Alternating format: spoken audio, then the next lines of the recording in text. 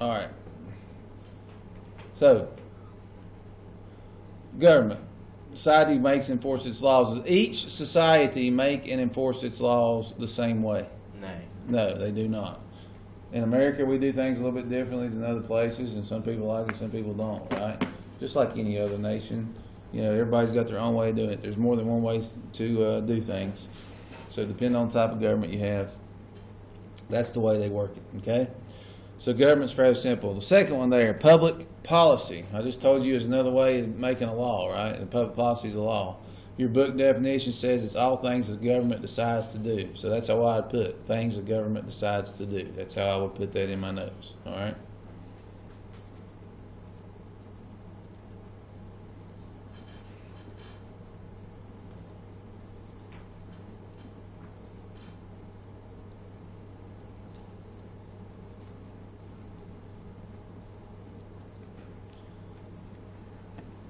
All right, so far so simple. Making sense? These next three you have heard in every history class that you've probably ever taken, okay? You may not have seen them written like the way I've got them written, but you have seen them some way, some form, some fashion. You've probably seen it as the legislative, the executive, and the judicial branch, right? We're going to talk about their powers. So I'm basically going to tell you what the legislative branch can do, what the executive branch can do, and what the judicial can do. And here's the cool thing about this. You have those three branches at the federal level of government, right? Do we also have them at the state? Yeah. Do we also have them at the local level? Yeah. So regardless of where they're at, federal, state, or local, they all do the same thing. It's just different people doing the job. Y'all got that? So the first one there, you have the word legislative power. Obviously, that's the legislative branch. In your notes, it says that they have the power to make laws, which is absolutely accurate. So simply beside of legislative power, write down makes laws.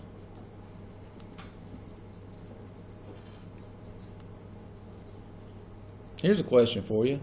Who at the federal level, I know it's the legislative branch, so what I'm asking you is who is in these branches? Who is in the legislative branch at the federal level of government? Y'all know? Like who makes the law for the federal government? Trump. No, he signs them into law. This, what I'm referring to, has two houses, the House of Representatives and the Senate, which make up what? It's Congress, exactly. Congress is the legislative branch. They have the ability to make laws. Now, here's a cool one. What do you think happens at the state level? Legislative branch still makes laws. Guess how many houses it has? 2, just like Congress. Does anybody know what we call the 2 houses that we have in Virginia? The General Assembly, which is made up of Senate and what we call the House of Delegates. All right. Now, local levels don't get lawmaking branch. They still have a legislative branch, but local levels aren't allowed to make laws. So what laws do they have to obey? Like, for example, if I speed in front of the school here in a minute and get pulled over by a Carroll County police officer, he's going to write me a ticket because he's upholding whose laws? The state of Virginia. It's not Carroll County's. You understand what I mean? Now, what can Carroll County make or a locality make that's similar to a law? Very good. An ordinance or a statute or something of that nature. Like, have you guys seen where it says up on Main Street, like prohibited skateboarding and things of that nature on the sidewalk? It just says prohibited. It's asking you not to do it. You're not going to get fined or get a ticket for that. But they will stop and go, hey, you need to quit. You know what I mean? There's also a curfew rule in Hillsville. Did y'all know that? Like, if you're under the age of 18 and you're by yourself on Main Street, you can't be there after 10 p.m., I think. Now, obviously, it's probably not enforced, but it could be. I think it's midnight on weekends. I could be wrong on that, but there's a bunch of them. Okay. Oh, yeah? There you go. He may have wrote it, you know. Oh, okay. I got you. Cool. So, legislative power is simple enough. Make laws, right? All right, next one, executive branch. In your notes, it says they have the power to enforce and administer laws. I don't really like the way that's worded, so we're going to word it a little bit differently. We're still going to use the word enforce, but we're going to put carries out as well. So the executive power is to enforce and carry out laws.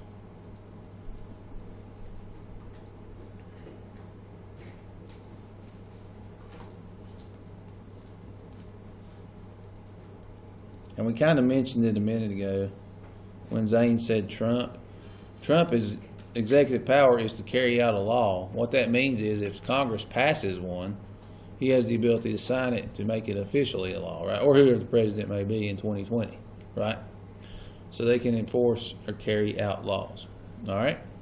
And then lastly, you got the judicial power, which has the courts. And this one's pretty neat, okay? The judicial power says it's the power to interpret laws. So simply put down, interpret laws.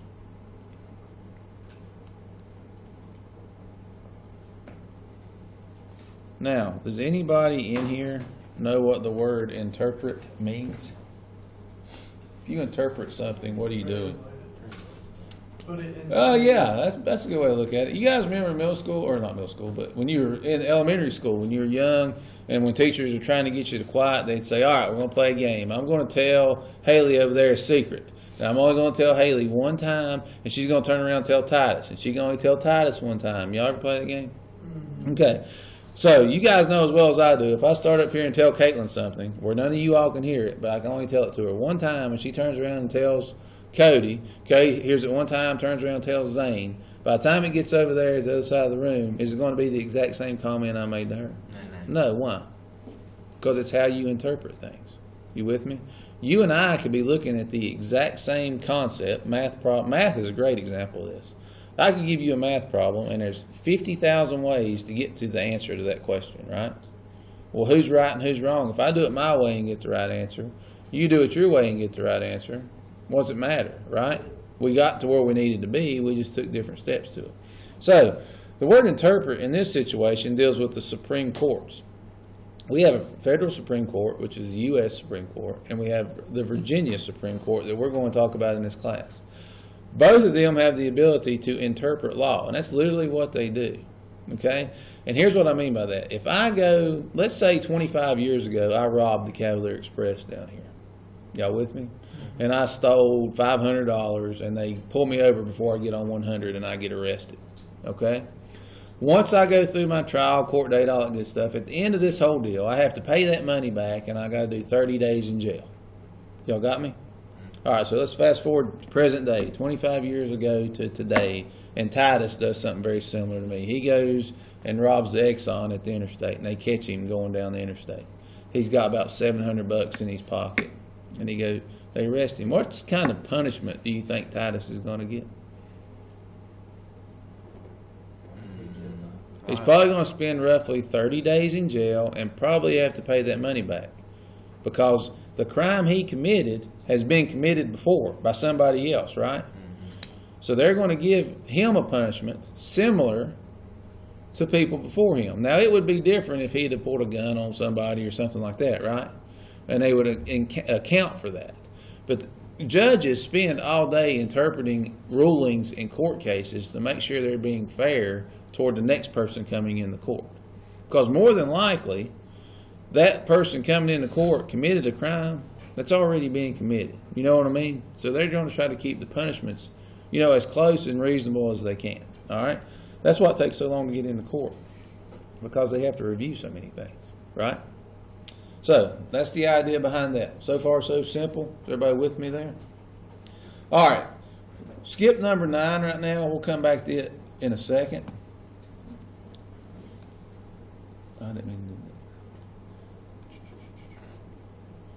that. And skip number 10. Go down to the word democracy. We'll go back up to 10 here in a second, but I want us to understand what democracy is first. There's a whole section in chapter 1 dedicated to number 10 and number 11. You're going to be seeing those quite a bit, a dictatorship and a democracy. So I'm going to give you what you're going to need to know later, and then we'll make it make more sense later. Okay, but here's the definition. Does anybody know what the word democracy means? It says a government in which supreme authority rests with who? The people. So in a democratic system, who has the final say? The people. Supposedly the people, right? So we can define democracy simply by saying who rules? The people. The people. So beside democracy right now, the people rule.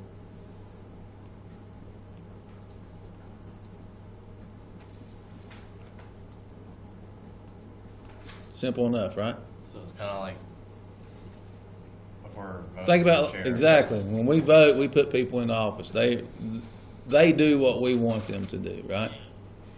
Now, Here's the next thing, and this goes with democracy too, that's not going to show up in these notes. Does anybody in here know how many types of democracies there are? If you had to guess. 5. Oh, close. Not that many, though. There's only 2. Y'all with me? Beside of where the people rule, write down direct and indirect. And I'll explain those later. Just write down those words. But those are the 2 types of democracies. You have a direct and an indirect democracy.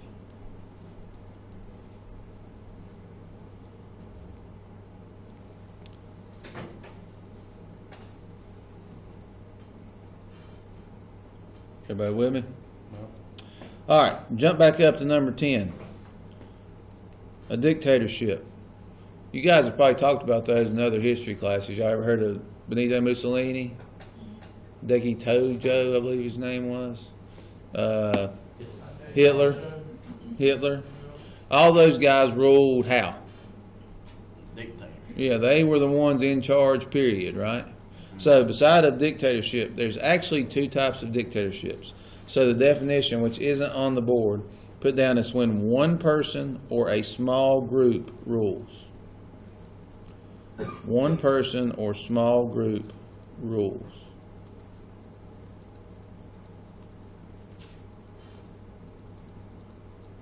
Okay? When one person or small group rules. Now, we need to know the names of those. So out beside of that, write down the word autocracy, which is spelled A-U-T-O-C-R-A-C-Y.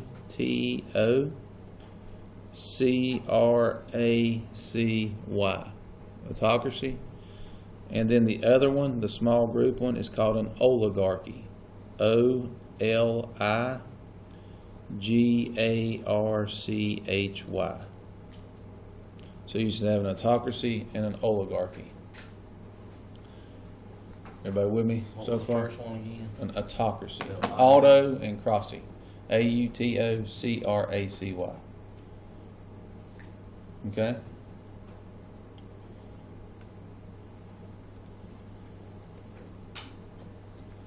All right. And then the rest of these that we have up here, you got the word state, you got the word sovereign, and then we kind of get into the divine right. So skip number 12 because we're going to answer number 12 at the top of your paper. All right? It's actually number 1. Okay? So skip number 12 and go down to the word sovereign. Have you guys ever heard the word sovereign? Mm-hmm. If you have sovereignty, what does sovereignty mean? Yeah, you are the one in charge. Like, for example, Hitler had sovereign power in Germany for a long time. Y'all guys with me? The people in the United States have sovereignty. We are the ones that hold the power. Y'all understand that? So, beside of sovereign, which is on the board, it says to have supreme and absolute power within a territory. I would just put down to have absolute power. To have absolute power.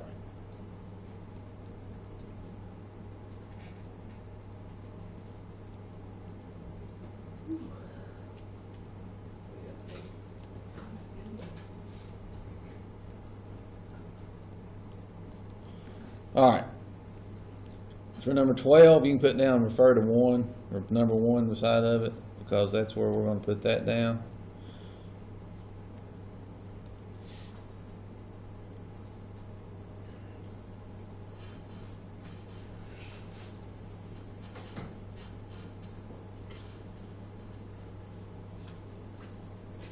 So does anybody have any questions as far as those definitions go? Does that make sense?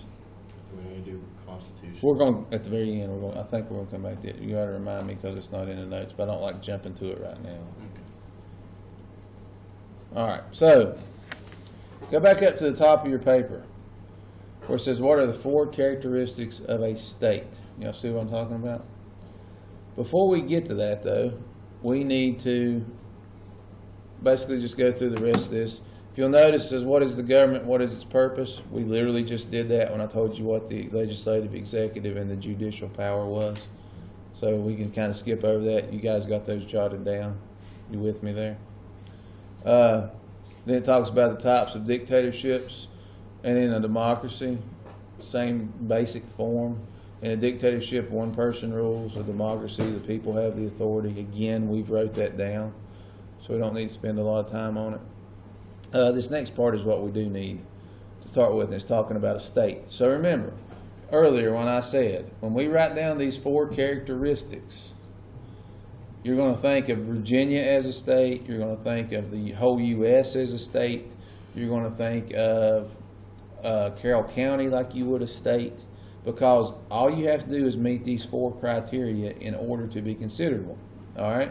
So, your notes are basically saying that there are more than 200 states in the world. There's actually 206 if you do it in the basic form, because there's 206 countries in the world. All right? It says they vary greatly in size, population, and power. That's obvious. We know that. It says a state is not strictly the same thing as a nation, which refers to a large amount of people, or a country, which refers to a particular region. They have to meet these 4 characteristics. So if you look at number 1, it's got A, B, C, D. Y'all see that? Those words in red, put one beside of each one of them.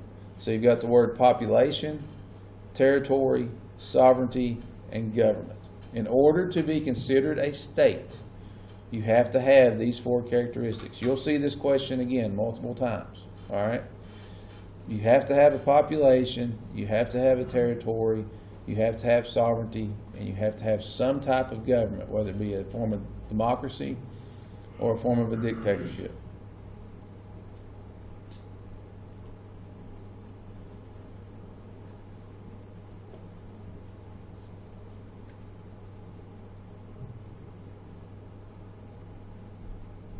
Now, I'm not trying to insult anyone's intelligence, but we have to know what each of these mean. You guys with me?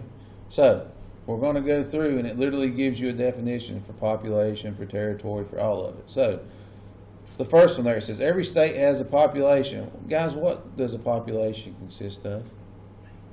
The amount of people living in an area, right? So let's shorten that up and write it beside a population. Put down the amount of people in a region. The amount of people, I should say living, the amount of people living.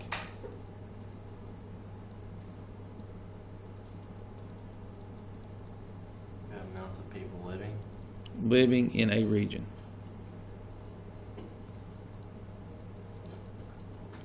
So just for argument purposes, does Carroll County have a defined population? Well, Yeah, we have what, 30-some thousand living here, 30,000 people, give or take. So we have one part of this, right? Does Virginia have a defined population? I would like to think so. You know, there are probably people moving in and out constantly, but I think we probably stay around so many million, right? 29,600? There you go for Carroll. And then obviously the U.S. has a defined population. You know, what is it, 8? I don't want to speak out of turn. Virginia had 8.5 million. Yeah, Virginia's got a, really? Yeah. 8.5 million in Virginia? 8 of them were up in. Oh, yeah. Fairfax, Loudon. There's like 30,000 here and 7.5 million of them in Loudoun County and all that stuff. But what I'm getting at is all that is considered, you know, we're 1 for 1 so far as can being considered a state, right? The second one is a territory. Very simply put, you guys live on, more than likely live on private property, right? If I were to look at a geo map of Carroll County, I could probably get a map drawn up of your property line, right? Just like you could mine. So beside of territory, if you notice, it says land with known what? Recognized boundaries. So beside of territory, put down recognized boundaries.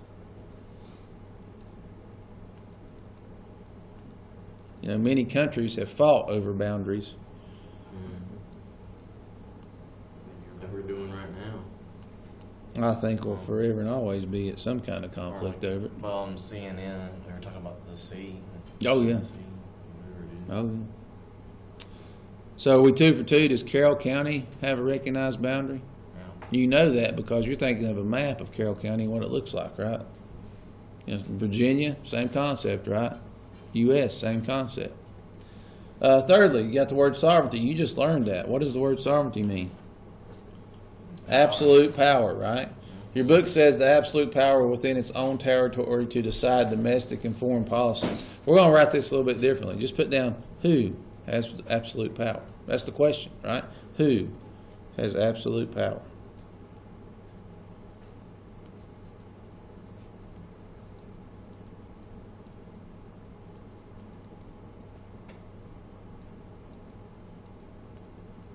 Does that vary from country to country?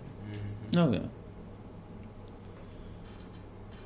And then lastly, to be considered a state, you have to have some type of government. The definition or the part that I'd like you to write down beside a government is a political organization. It's got to have some type of political organization.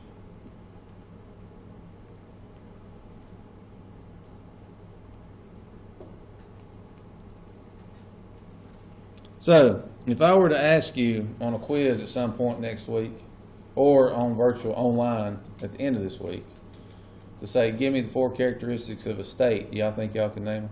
Probably not. I would. Zane's being honest. But I mean, as far as the simplicity of them, do they make sense? Can you say PTSG? Huh? Can you say PTSG? All right, PTSG? There's your there's an acronym for it. acronym for Oh. All right, everybody good as far as the characteristics go? Does that make sense?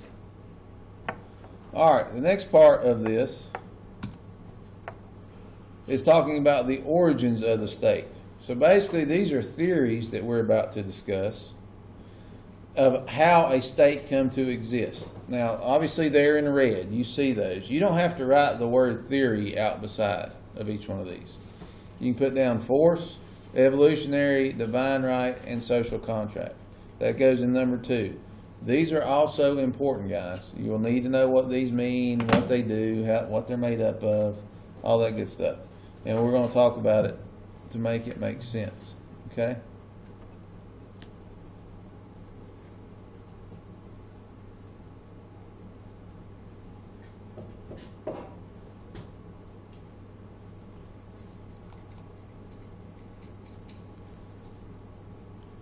All right.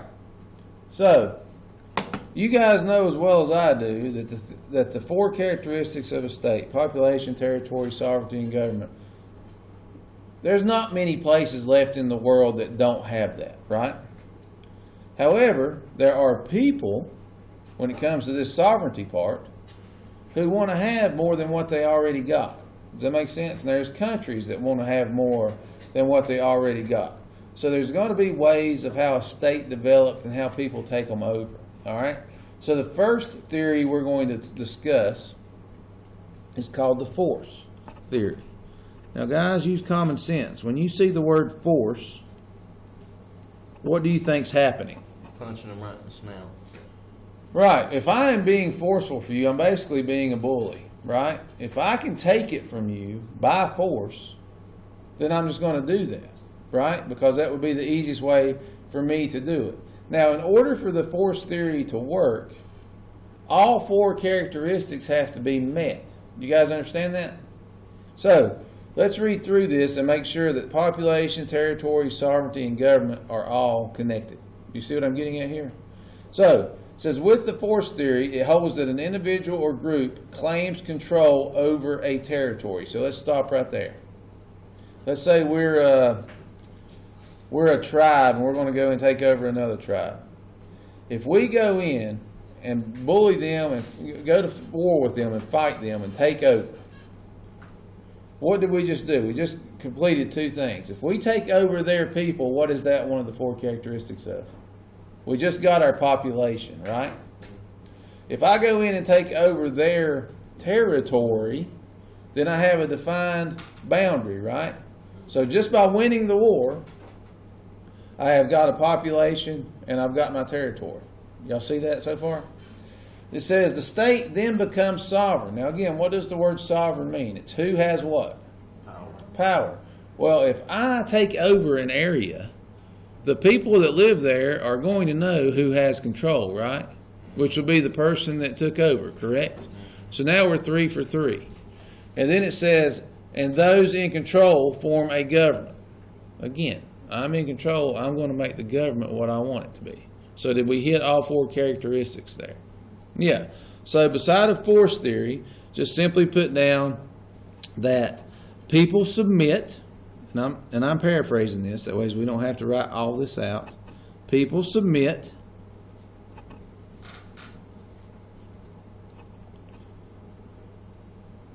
claim territory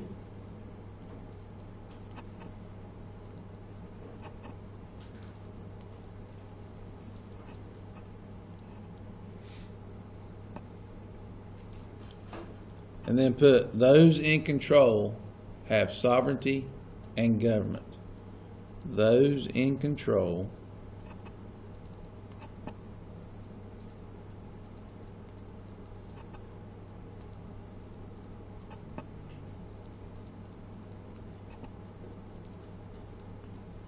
have sovereignty and a government.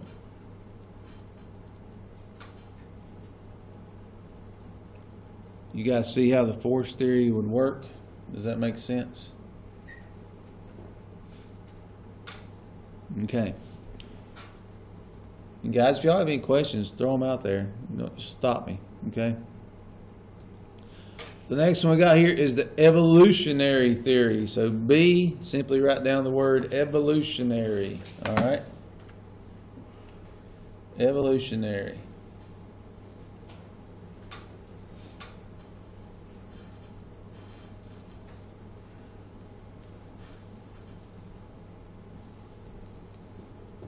Now, with the evolutionary theory, guys, it's very similar. You still got to get the four characteristics. Now, if you'll notice the picture that we have here, it looks like a time of when. It don't look like this was happening yesterday, does it? This looks like it was happening back in the day, right? So, evolution, you guys ever seen the poster board of the monkey and he's eventually, standing up and he's becoming a human? That's what we've kind of went through with this theory. We don't have to do it like this anymore because we've gotten more intelligent and, technology has made things easier, things of that nature. But with the evolutionary theory, it says that a population is formed out of primitive families. So the first thing we're going to jot down beside of evolutionary is the word family. Family consists of which characteristic for us? Population, right? If we have all these families together, they're going to form a population. The next one covers two of the characteristics for us. It says the heads of these families become the government. In a primitive time, who was the head of the family? Father. The male, the father figure, right? The male figure. So, beside a family, put down head of household. Head of household. Has sovereignty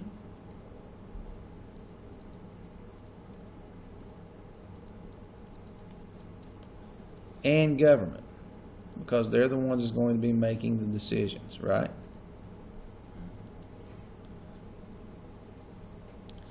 And then lastly, what's the only one we're missing? We have a population, we know who has the power with sovereignty, and we know that the heads of the households will be making the decisions. So that's the government. So now all we're missing is the territory, right? If you'll notice, it says, when these families settle in one territory, they claim it as their own. So a settlement. Simply write down when you have a settlement.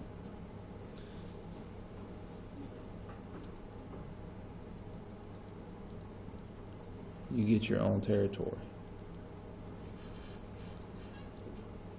So far, does the force and the evolutionary theory both meet the characteristics of defining a state? Y'all see why they meet the characteristics of defining a state? Okay. All right, the next one is pretty self-explanatory if you look at the picture. It's called divine right. Okay?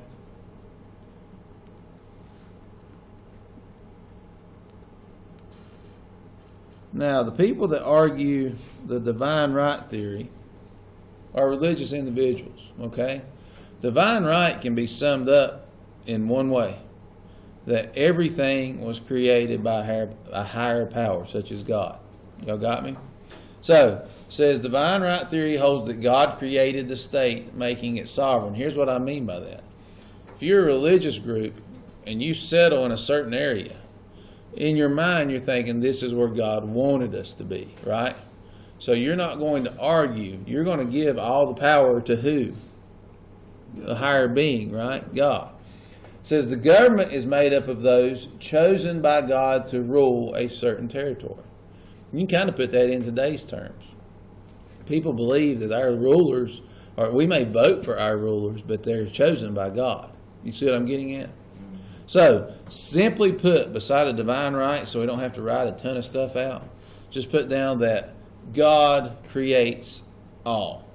That God created all characteristics. God creates all. God created the population, the territory, who would rule, and the type of government they would have. It's that easy. That's divine right. That's the easiest one I'll give you all day. Okay? Make sense? All right, and then as far as the contracts go, or excuse me, the theories go, the last one is social contract. And this one you're going to see a lot more than the other ones because it's got a little bit more to it. So letter D, simply write down social contract. Okay? Social contract.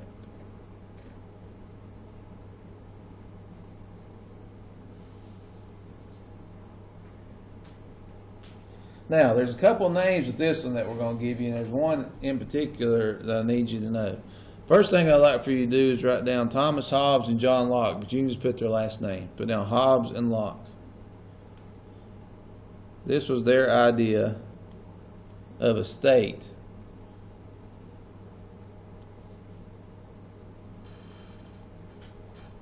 Okay? So I'm just going to read this to you, then we'll go back and fill in what we need to know. It says the social contract theory suggests that it was developed, or not suggests, that it was developed by philosophers Thomas Hobbes and John Locke, and has had the greatest influence on the U.S. government. We need to jot that down somewhere on that paper. That social contract has had the greatest influence on the U.S. government. You will see that again. Okay?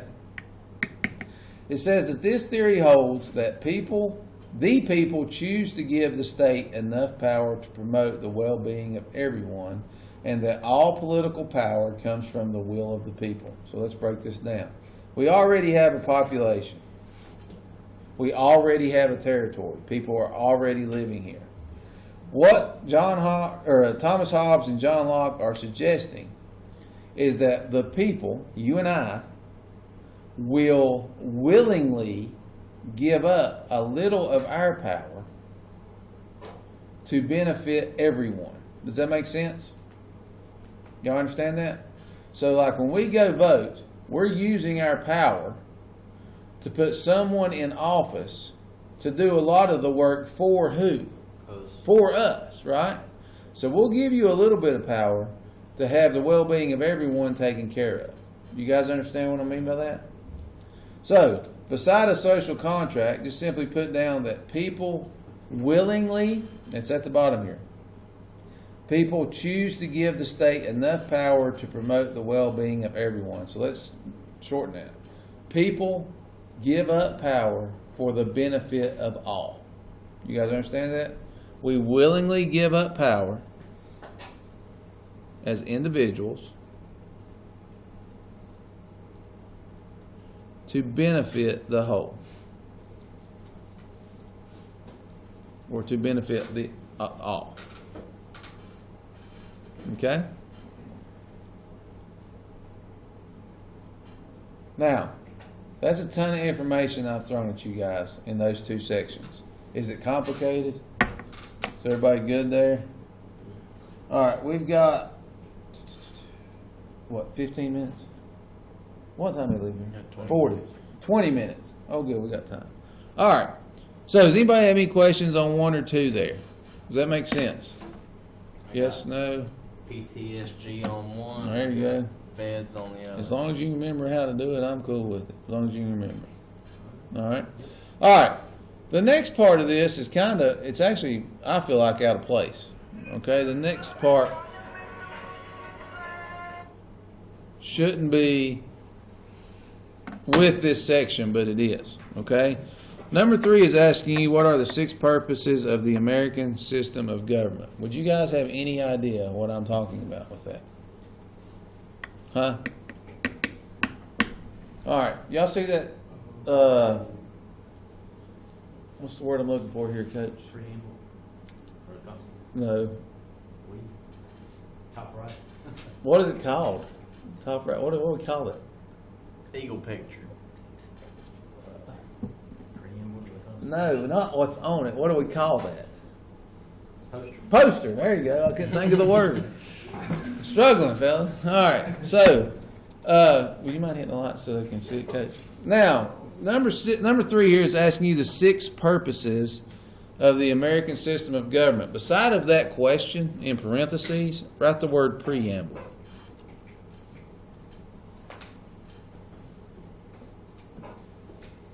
And I know you guys have heard of the preamble before. It's the beginning of what document? The United States Constitution. Guys, this is a Virginia and U.S. government. We're going to talk about the Constitution quite a bit. Okay? So, question you're going to get to see is I'm going to try to trick you with. I'm going to say, what is the preamble a document? Is the preamble a document? No. It's the introductory paragraph to a document, which is the U.S. Constitution. All right? So, we've got to go through the 6 purposes of it. Very simply put, guys, that's the introductory paragraph. The preamble is the introduction to the U.S. Constitution. You guys have written papers before.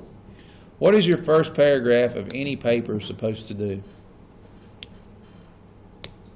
It's a broad explanation of whatever the rest of your paper is going to be, right? And then as you go through the rest of your paper, you get specific with it. Correct? Same deal here.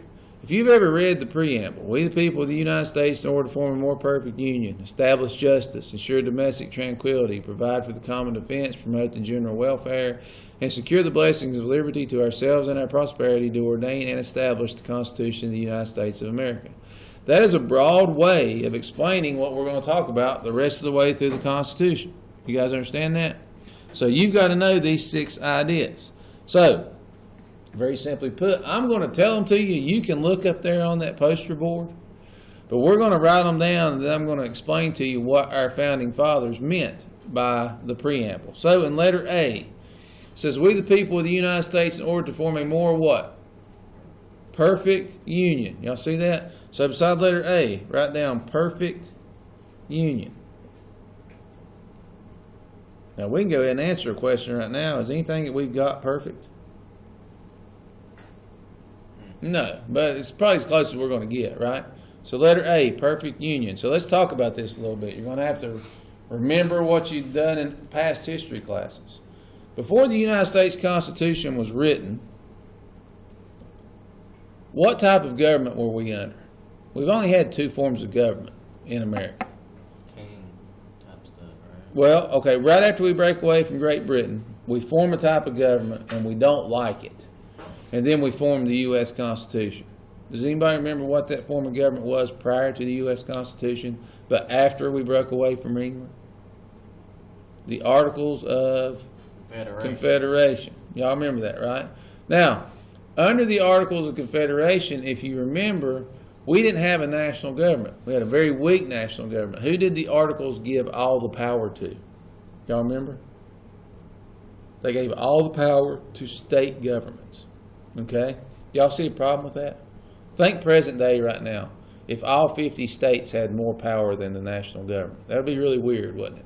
Well, that's the point we were at when we were under the Articles. So instead of being the United States, we were the independent states. We all kind of lived by our own rules, made our own rules, did what we wanted to, and didn't really care what anybody else thought.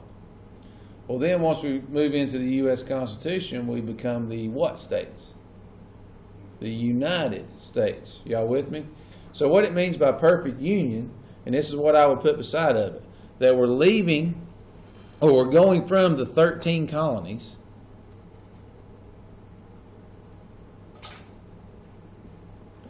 and we're going to go to the United States. Does that make sense? We're no longer divided. We're all here together. We're united. We're perfect union. Okay? And go where? We're going from the 13 colonies and becoming the United States. And if you look up here, guys, that's what it says. It forms a more perfect union by uniting the state governments and the American people. We're coming together. Okay? All right. So it says, we the people of the United States, in order to form a more perfect union. The second one says to establish what? Justice. So in letter B, let's simply write the word justice.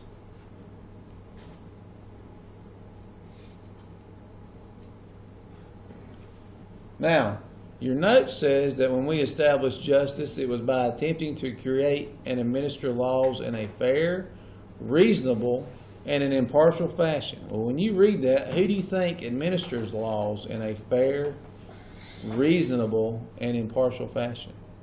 What did we create to do that? What do y'all think? You get a speeding ticket when you leave school today and you want to fight it. You're going to fight it in what? You can't fight the police officer, so you'd have to fight it where? In court, right? When we were under the Articles of Confederation, there was no such thing as a judicial branch. Y'all with me? So the way that judges or judgments were put out was very harsh. But now we have a court system. So beside of justice, we're going to write down a dual, D-U-E-L, dual court system. What does the word dual mean? Does anybody know? More than one, right? We have two. Dual means two. Do we have a federal court system? D-U-E-L? Yeah. Or Or A-L. A-L. A-L. I'm sorry. A-L. We have a state and we have a federal court system. We have multiple. Okay? So obviously we've established justice. All right? Everybody with me? All right, we'll do one more and then we'll finish the rest of them probably online at the end of the week. Okay? We'll So, just put more than just dual. court system. And then after establishing justice, it says ensure domestic tranquility. So let's write down domestic, and this is letter C, domestic tranquility. And once I explain this to you, you're going to be like, well, we haven't had a lot of that in the U.S. for a little while. But let's see if you guys can understand this. The word domestic means what? Does anybody know? If you are domesticated, you are what? Kind of trained. You live at home, right? Think about it. Cody lives in the wild, but you can have a pet dog because the dog's been what? Domesticated. It can live at your home. See what I'm getting at? You got domesticated. Tranquility simply means peace. So when I say domestic tranquility or to ensure domestic tranquility, what the preamble in the U.S. Constitution is actually saying is we're going to have peace where? At home. At home. Home being the United States. You guys with me? So it says government offers domestic tranquility or peace at home by providing law and order. So beside of domestic tranquility, simply put down providing law and order.